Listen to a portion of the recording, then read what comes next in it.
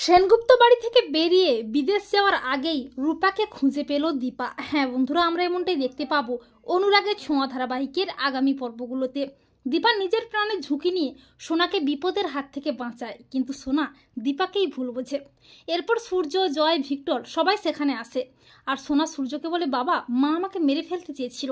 এরপর সোনার শরীরটা ভীষণ অসুস্থ হয়ে গেলে সূর্য সোনাকে তড়িঘড়ি করে হসপিটালে নিয়ে যায়। দীপাও যায়, কিন্তু সোনা দীপার মুখ দেখতে চায় না।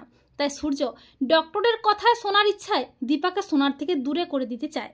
দীপা বাড়ি ফিরে এলে সবাই মিলে দীপাকে নানাভাবে কথা শোনাতে থাকে। এরপর সূর্য সোনাকে নিয়ে বাড়ি ফিরে এলে সোনাও দীপার সাথে খারাপ ব্যবহার করে, এমনকি সূর্য ও দীপাকে বলে আউট হাউসে যেতে, সোনার থেকে দূরে থাকতে। তখন দীপা বলে, রূপাকেও কোথাও খুঁজে পায়নি, সোনাও আমার মুখ দেখতে চায় না।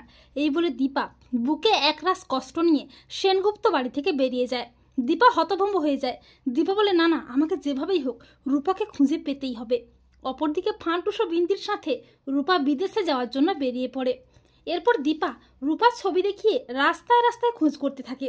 এরপর হঠাৎই একজন লোক বলে, হ্যাঁ হ্যাঁ, ওই মেয়েটাকে আমি দেখেছি, ও তো একজন লোক, ও একজন মহিলার সাথে বাসে করে কোথায় যেন চলে যাচ্ছে, আর হ্যাঁ, ওদের সাথে একটা ছোট বাচ্চাও আছে। আর ওরা বলা বলি করছিল ওরা নাকি বিদেশে যাবে, ওরা বোধহয় ট্রেন ধরতে স্টেশনের দিকেই যাচ্ছে।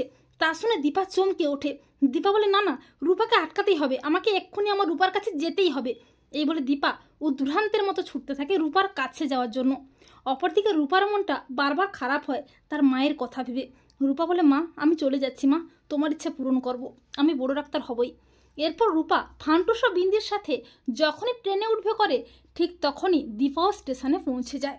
দীপা রূপাকে দেখতে পেয়ে যায়। দীপা হাঁপাতে হাঁপাতে চিৎকার করতে থাকে, রূপা, রূপা। আর রূপা দীপার ডাক শুনতে পেয়ে যায়। রূপা বলে, মা, মা ডাকছে। রূপা পেছন ঘুরে দেখতে পায় দীপাকে। রূপা আকুল হয়ে মা মা চিৎকার করতে করতে এসে দীপাকে জড়িয়ে ধরে। রূপা বলে, মা, তুমি কোথায় ছিলে মা, তুমি নাকি মরে গেছো? দীপা বলে, না মা, এই দেখ, আমি তোর কাছেই আছি। ফান্টুস দীপাকে বলে, আপনার কাছে সেদিন আমি জল চাইতে গেছিলাম না, আপনি কি ওর মা? তখন দীপা বলে, হ্যাঁ হ্যাঁ, আমি ওর মা, ও আমার মেয়ে রূপা, ওকেই আমি কত খুঁজেছি। তো বন্ধুরা, তোমরা এটাই চাও তো যে দীপা যেন সেনগুপ্ত বাড়ি থেকে বেরিয়ে বিদেশ যাওয়ার আগেই রূপাকে খুঁজে পায়? কমেন্ট করে এক্ষুনি জানিয়ে দাও তোমাদের মতামতটি।